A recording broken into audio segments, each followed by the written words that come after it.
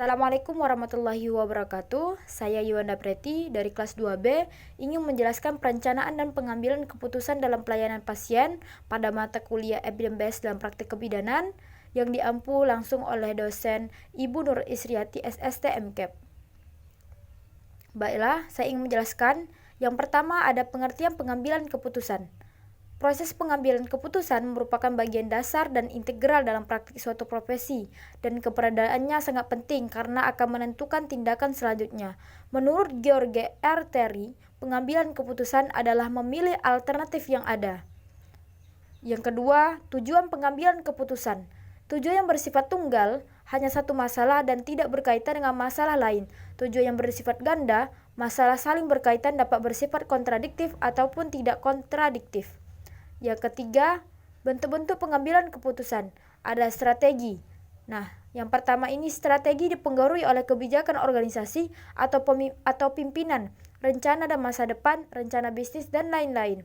Yang kedua ada cara kerja, yang dipengaruhi pelayanan kebidanan di dunia klinik dan komunitas. Dan yang ketiga ada individu dan profesi, dilakukan oleh bidan yang dipengaruhi oleh standar praktik kebidanan. Dan yang ketiga, faktor-faktor yang mempengaruhi pengambilan keputusan. Nah, ada 3 faktor, yaitu ada faktor fisik, yaitu suatu rasa yang dialami oleh tubuh seperti rasa sakit, tidak nyaman, dan kenikmatan. Yang kedua, emosional, didasarkan pada perasaan atau sikap. Yang ketiga, ada rasional, didasarkan pada pengetahuan. Selanjutnya, ada proses pengambilan keputusan. Dalam dunia kebidanan, penting untuk mengambil sebuah kebijakan yang baik untuk meningkatkan kinerja dan kemajuan institusi. Berikut adalah proses pengambilan keputusan, yakni identifikasi masalah, pengumpulan dan penganalisis data.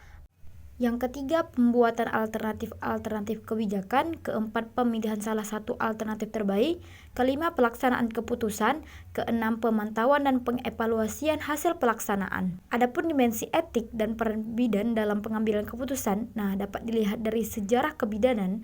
Dulu bidan tidak memiliki peran dalam mengambil keputusan karena sistem pelayanan kesehatan yang bersifat paternalistik, dokter yang paling ahli, dan pengambilan keputusan yang mengandung resiko dan tanggung jawab yang tinggi. Padahal keterlibatan bidan dalam pengambilan keputusan sangat penting karena yang pertama menunjang pelayanan antara bidan dan klien, yang kedua meningkatkan sensitivitas pada klien, yang ketiga ada woman-centered care, berfokus pada ibu, dan total care, asuhan secara total. Nah, peran bidan meliputi beberapa aspek sebagai praktisi, penasehat, konselor, teman, pendidik, dan peneliti, atau garis besarnya adalah pelaksana, pengelola, pendidik, dan peneliti dalam pelayanan kebidanan. Adapun kesimpulannya, yaitu pengambilan keputusan adalah pemilihan alternatif perilaku tertentu dari 2 atau lebih alternatif yang ada. Menurut George R. Terry, dalam dunia kebidanan ada beberapa faktor yang mempengaruhi pengambilan keputusan. Ada fisik, emosional, rasional, praktik, struktural, tujuan, dan lain sebagainya.